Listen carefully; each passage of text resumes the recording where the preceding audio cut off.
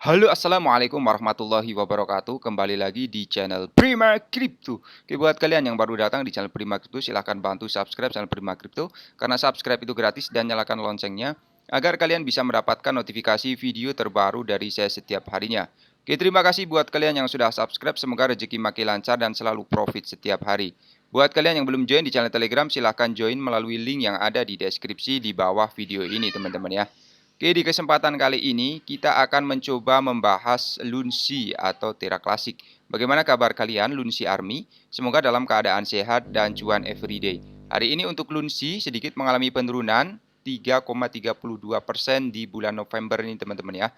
Harga saat ini Rp3,80 dan volume perdagangan dalam 24 jam mengalami penurunan juga, teman-teman ya, 52%. Candlestick satu minggu masih membentuk candle berwarna merah, tetapi untuk yang satu bulan sudah akan mencoba untuk breakout ya sepertinya ya. Semoga saja sih seperti itu karena banyak sekali good news yang ada ya, terutama pada Bitcoin dan Ethereum ya teman-teman ya.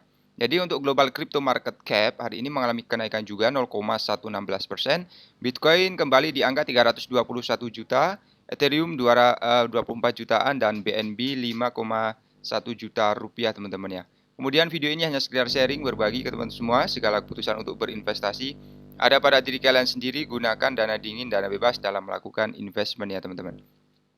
Lalu ada berita menarik di sini mengenai Lunsi. Jadi pengembang inti Terra Classic mengungkapkan kunci untuk mengurangi pasokan Lunsi secara efisien ya.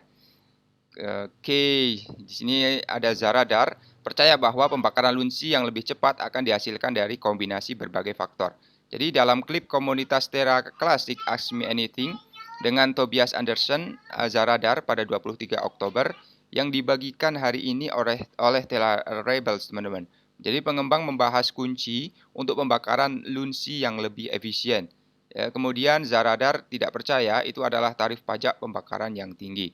Jadi misi dari Lunsi ini adalah mengurangi pasokan supply yang sekarang 6,9 triliun ya teman-teman dari pasokan utama 100 miliar teman-teman ya.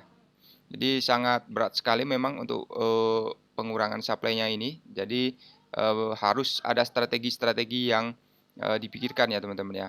Jadi menurut Zaradar, pengembang inti Terra Classic dengan Terra Rebels, kuncinya adalah kombinasi faktor yang mencakup mengembalikan aktivitas ekonomi ke rantai, mengaktifkan kembali swap dan menghasilkan pajak, dan memungkinkan orang membayar biaya pembakaran yang lebih kecil teman-teman. Ini membuat mesin ekonomi berjalan, sekali lagi menjalankan sistem swap membuat orang menghasilkan pajak dan membayar biaya pembakaran yang lebih kecil. Karena itu secara inheren akan berakhir dengan membakar banyak hal lebih cepat, kata pengembang ya teman-teman ya.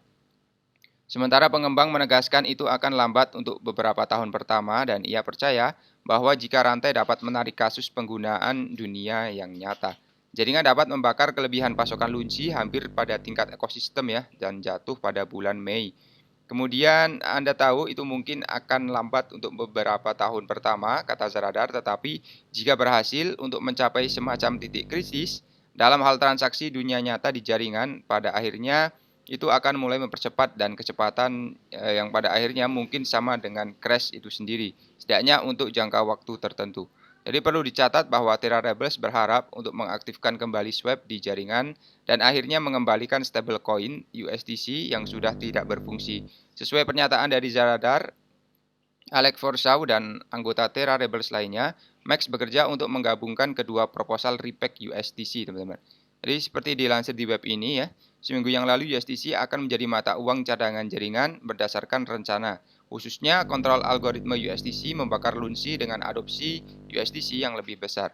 Selain itu juga pemberontak memilih atau mengambil langkah untuk mengembalikan utilitas ke rantai.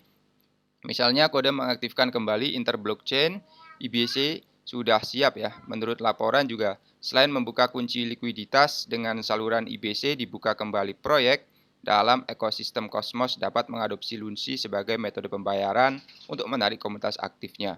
Jadi rantai juga bekerja untuk mencapai paritas teknologi dengan Terra 2.0.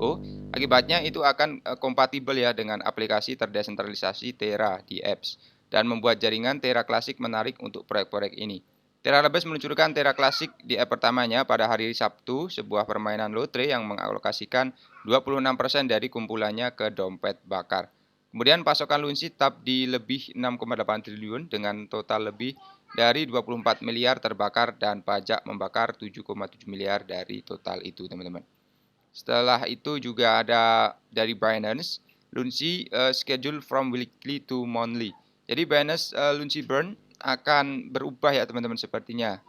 Jadi dari mingguan ke bulanan.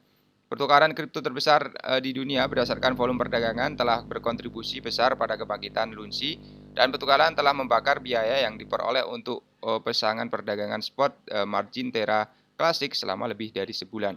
Seperti yang dilaporkan, Binance menyelesaikan pembakaran biaya perdagangan Lunsi untuk minggu kelima. Selama latihan, Binance membakar total 1,26 miliar Lunsi senilai 306.000 US dollar. Hanya dalam 5 minggu, pertukaran telah membakar sekitar 13,7 miliar Lunsi dan mewakili lebih dari 50% seluruh token Terra Classic yang dibakar. Kemudian Binance membakar Lunsi setiap bulan teman-teman ya. Perlu dicatat ya bahwa pembakaran baru-baru ini yang dilakukan oleh Binance menandai awal dari praktek baru oleh bursa dan sejak saat itu Binance tidak akan lagi membakar token Lunsi setiap minggu teman-teman. Kemudian Binance juga sekarang melakukan semua pembakaran Lunsi setiap bulan. Lalu mekanisme pembakaran akan berlangsung setiap bulan setelah gelombang kelima biaya perdagangan di spot Lunsi ya teman-teman ya. Kemudian pasangan perdagangan margin telah dibakar bukan setiap minggu, kata Binance dalam sebuah pengumuman. Berdasarkan perkembangan, batch ke-6 pembakaran Lunsi Binance akan berlangsung pada 1 Desember 2022 menurut Binance dan akan menghitung biaya perdagangan Lunsi untuk pasangan perdagangan spot mulai 30 Oktober ya, berarti kemarin ya teman-teman, dan hingga November. Lalu kontribusi Binance untuk Lunsi Burn ya di sini telah memainkan peran integral menuju kebangkitan nilai Lunsi pada saat penulisan 26 miliar Lunsi atau sekitar 6,3 juta dolar telah terbakar. Dari Lunsi yang dihancurkan melalui program pembakaran yang sedang berlangsung, Binance bertanggung jawab untuk membakar lebih dari 50% koin ini. Lalu pada saat penulisan, Lunsi berpindah tangan sekitar 24268 turun 0,5% dari nilai kemarin menurut data dari CoinGecko. Dan Lunsi adalah kripto terbesar ke-36 dengan kapitalisasi pasar 1,67 miliar US dollar teman-teman ya. Jadi Binance masih melakukan pembakaran untuk supply yang ada. Lalu mengenai CBDC ya di sini ada India mulai percontohan CBDC grosir pada 1 November ya hari ini teman-teman. Kemudian India telah menyiapkan rencana CBDC untuk waktu yang lama. Negara ini memiliki hubungan cinta benci dengan cryptocurrency. Reserve Bank of India langsung melarang aset digital ya. Di sisi lain juga negara mengenakan pajak kripto dengan pajak 30% dan 1% TDS. Meskipun negara ini tidak terlalu menerima kripto, teknologi blockchain telah disambut dengan hangat dan adopsi oleh sejumlah lembaga pemerintah. Selain itu, pemerintah sedang berupaya untuk melepaskan CBDC ya sendiri pada 7 Oktober 2022. Lalu RBI menerbitkan konsep CBDC setelah bertahun-tahun melakukan penelitian.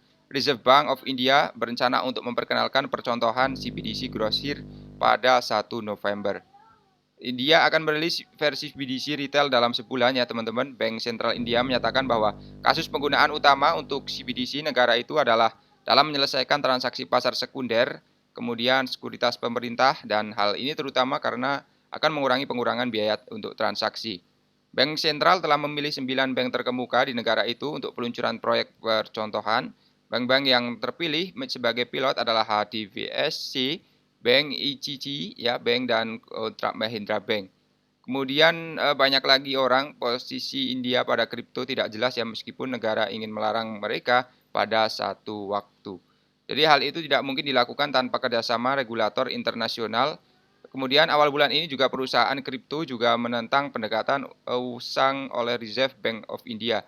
Namun mereka menjelaskan bahwa CBDC tidak dapat menggantikan aset digital terlepas dari kekacauan dan regulasi kripto yang meragukan India ya jumlah pengguna di negara terus bertambah. Jadi seperti ini dulu saja untuk pembahasan kali ini. Buat teman semua yang belum subscribe, silahkan bantu subscribe karena subscribe itu gratis dan nyalakan loncengnya agar kalian bisa dapat notifikasi terbaru dari saya setiap harinya. Terima kasih sudah menonton video ini. Share jika video ini dirasa bermanfaat. Sampai jumpa di video selanjutnya. Assalamualaikum warahmatullahi wabarakatuh. Salam profit.